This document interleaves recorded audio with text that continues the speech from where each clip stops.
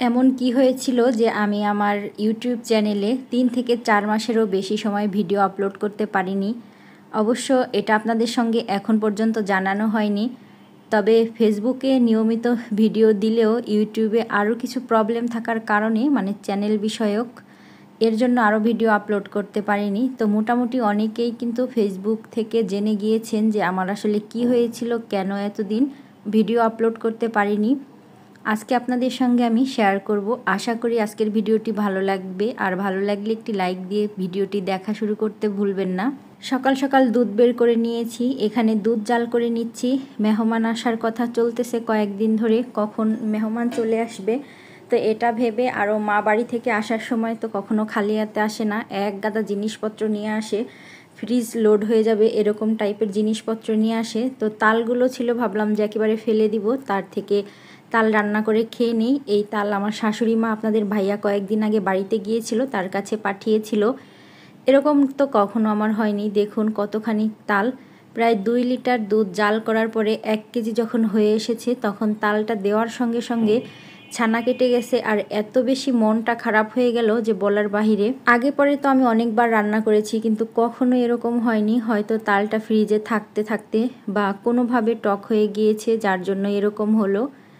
এর মধ্যে আপনাদের ভাইয়া কিছু টুকিটাকি বাজার নিয়ে এসেছে, মেহমান আসবে, পাশাপাশি আমাদেরও দরকার। আরও হচ্ছে আমি কিন্তু আজকে 2 দিনের ভিডিও একসঙ্গে আপলোড করছি। 2 দিন না, কয়েকদিনেরই অনেক ভিডিও জমা পড়ে গিয়েছে, যেগুলো আপনাদের সঙ্গে শেয়ার করা হয়নি এতদিনে। তবে সেই ভিডিও সব তো দেওয়া সম্ভব না, হয়তো কিছু কিছু ভিডিও রয়েছে আমার ফোনে, সেগুলো আপনাদের সঙ্গে শেয়ার করব। এই ভিডিওটা আরও কয়েকদিন আগের, যার জন্য এখনও কিন্তু আম্রপালি আমগুলো দেখা যাচ্ছে, যদিও এখন আর আম্রপালি আম নেই, এমনি অন্য টাইপের আমগুলো থাকলেও। মূলত আমি কিন্তু অনেক দিন পর্যন্ত অনেক বেশি অসুস্থ। আর কেন অসুস্থ অনেকেই কিন্তু টের পেয়েছেন। প্রায় 9 মাসের জার্নি শেষ করে আবার আপনাদের মাঝে আলহামদুলিল্লাহ, আল্লাহর কাছে লাখ লাখ শুকরিয়া, সুস্থভাবে আসতে পেরেছি। হয়তো এত সময় পর্যন্ত বুঝে গিয়েছেন যে আপুর কী হয়েছিল, যার জন্যই এত বেশি বাজার কয়েকদিন ধরেই চলতেছে। হসপিটালে থাকতে হবে মা, তারপরে আমার নানুও আসবে আমাদের বাসায়, যার জন্য মেহমানদের জন্যই গোছগাছ রান্নাবান্না চলতেছে। আর কয়েকদিন হাসপাতালে থাকবো, এদিকে তো বাজারঘাট সবাই মোটামুটি ব্যস্ত থাকবে আপনাদের ভাইয়া। তাই কিছু কিছু টুকিটাকি জিনিস যেগুলো বাকি ছিল না বাসায়, মনে হচ্ছিল প্রয়োজন, সেগুলোই আনিয়ে নিয়েছি। মা আসবে, নানু আসবে, আমার এই দুঃসময়ই বলতে গেলে বা সুসময় যেটাই বলি না কেন। তো মা সব সময় যেটা করে, আমার বাসায় আসার সময় রান্না করে নিয়ে আসে, কাঁচা রান্না সবই নিয়ে আসে। তো মা ফোন দিয়ে বলেছে তেমন কিছু রান্না করো না আমাদের জন্য, আমি অনেক খাবার দাবার রান্না করব। তো জানি মা বাসায় আসলে যা করবে, মাছ মাংস এগুলোই তো রান্না করে আনবে। তারপরেও ভাবলাম যে সবজি না হলে তো আবার আমার চলে না, তাই আমি কিছু সবজিও কেটে নিয়েছি। আর এদিকে সকালের নাস্তার জন্য ডিম ভাজা, একসঙ্গে 2টা ডিম এইভাবে পেঁয়াজ মরিচ দিয়ে ফেটে তারপরে ভেজে নিয়েছি। এতে সময়ও বাঁচে, তেলও কিছুটা সেভ হয়। সকালের নাস্তায় ছিল খিচুড়ি আর ডিম ভাজা। খিচুড়িটা আমার অনেক বেশি পছন্দ, আর মাশাল্লাহ কালারটাও কিন্তু অনেক সুন্দর এসেছে। এই 9 মাসের জার্নিটা একেবারে যে একে একে বাসায় কাটিয়েছি তা না, আমার ভাবিও এসেছিল, বেশ কিছুদিন থেকেছে। সে চলে যাওয়ার শেষ মুহূর্তে মা আসবে, মানে হাতে খুবই কম সময় এরকম টাইপে মা আর নানু আসবে। আসলে একেবারে পাশে কেউ না থাকলে তো হয় না। অনেকের প্রশ্ন থাকতে পারে যে কেন আমি বাড়িতে না গিয়ে, গ্রামে না গিয়ে বাসায় রয়েছি। আসলে বাবাটার লেখাপড়ার কথা চিন্তা করে, এমনিতেই তো বাবু হওয়ার পরে যেতে হবে, তখন লং একটা সময় গ্যাপ যাবে, তাই ভাবলাম যে এখানে থেকে যদি কিছুটা হলেও সময় থাকে হাতে, পরবর্তীতে না যেয়ে পারবো না, কারণ একা তখন আর বাসায় থাকাও সম্ভব না। সবজি কেটে মোটামুটি কিছুটা পোলাও রান্না করতেছি নিজেদের খাওয়ার জন্য, পাশাপাশি মেহমানদের জন্য। সবজি কেটেছি বলতে লাল শাক ভাজি করব আর ঢেঁড়স ভাজি করব, কিন্তু পরবর্তীতে আর লাল শাকটা ভাজি করা হয়নি। একটা সবজি রান্না করেছিলাম। মেহমান একেবারেই কিন্তু খুবই কাছে চলে এসেছে, আর বারবার ফোন দিয়ে শুনতেছি তোমরা কত দূরে এসেছো।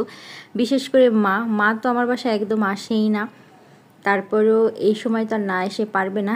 তো এই ওসিলায় মা হয়তো এখন কয়েকবার আমার বাসাতে দেখা যেতে পারে। আমি কিন্তু জানালার সাইডেই বসে আছি। তো আপনাদের ভাইয়া আর বাবাইটা গিয়েছে তার নানুকে আগিয়ে আনতে। ওই যে নিচে দেখা যাচ্ছে, আমাকে দেখে কিন্তু আমার ছেলেটা হাই দিয়ে দিল যে এই যে আমরা চলে এসেছি। বাসায় কেউ আসলে গ্রাম থেকে অনেক বেশি ভালো লাগে। এটা হচ্ছে ওই যে আমি বললাম কয়েকদিনের ভিডিও একসঙ্গে গোছানো, তারপরে হচ্ছে আপনাদের সঙ্গে শেয়ার করা। মা তো চলে এসেছে।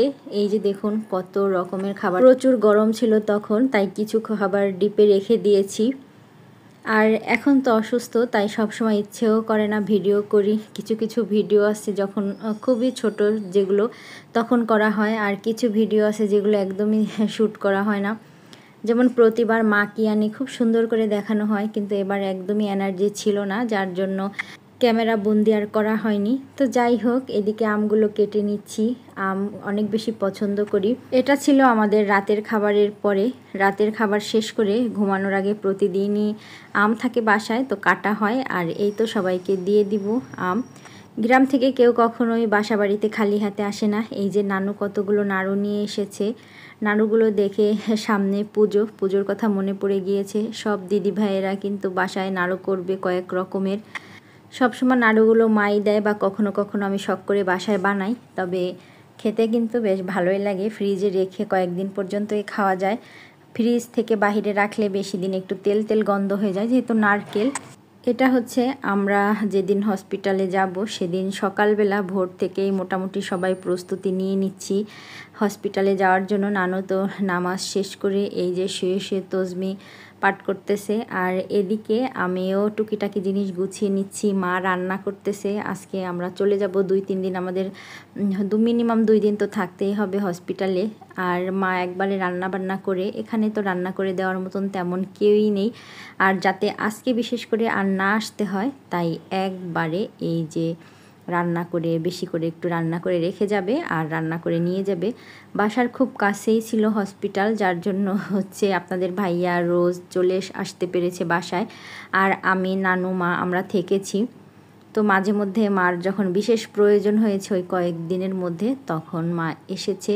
আর দুপুরে একদিন রান্না করতে এসেছিল, আর বৃষ্টিও ছিল মাশাল্লাহ, একদম কোনো থামাথামির নাম নেই। তো তার মধ্যেই মাকে আসতে হয়েছে, যেতে হয়েছে। আর এই যে মা কিছু কাজ গুছিয়ে রেখেছে। খাসির মাংস রান্না করবে, আর কয়েকদিনের জন্য মশলাও করে রেখেছে, যাতে কোনো রকমে এসেই তাড়াহুড়ো করে রান্না করে নিয়ে যেতে পারে। আর আজকে তো রান্না করে নিয়ে যাবে, তাই এই তো ভাত বসিয়ে দিল রাইস কুকারে। আর খাসির মাংস রান্না হবে, আর মাছ ভাজা করেছে। এগুলোই টুকিটাকি কিছু রান্না একটু বেশি পরিমাণেই করবে, যাতে যে খেতে পারে বলতে আমরা তো সকালে যে ভর্তি হব, আমাদের আজকে থেকেই থাকতে হবে হসপিটালে একদম যতদিন পর্যন্ত না ওষুধের কোর্স শেষ হবে মোটামুটি। তো কী বেবি হবে আমরা তো জানি না তখন পর্যন্ত, তাই একেবারেই কিছু না কেনাকাটা করলে তো হয় না। তাই বাবুর জন্য শুধুমাত্র কয়েকটা গেঞ্জি কেনা হয়েছে, আর ভ্যাকসিন, মানে যেগুলো আর কি নিত্য প্রয়োজনীয়, ছেলে মেয়ে সবারই প্রয়োজন হয় সেই টাইপের জিনিসপত্রগুলোই কেনা হয়েছে। আর এই তো আমরা হসপিটালে চলে এসেছি, ভর্তি হওয়া শেষ। আমরা আমাদের রুমে চলে যাচ্ছি মোটামুটি হসপিটালে যে কাজগুলো থাকে সেগুলো শেষ করে। ক্যাবিনে ঢুকে বেশ কিছু সময় কিন্তু আমাদের ভর্তির জন্য বাহিরেই বসা ছিল, রুম পরিষ্কার করেছে। তারপরে এই যে সবাই এখানে বসে বসে গল্প সল্প করেছি। আপনাদের ভাইয়া আবার বাহিরে আছে। আর কিছু সময় পরে আমাকে ওটিতে নেওয়া হবে।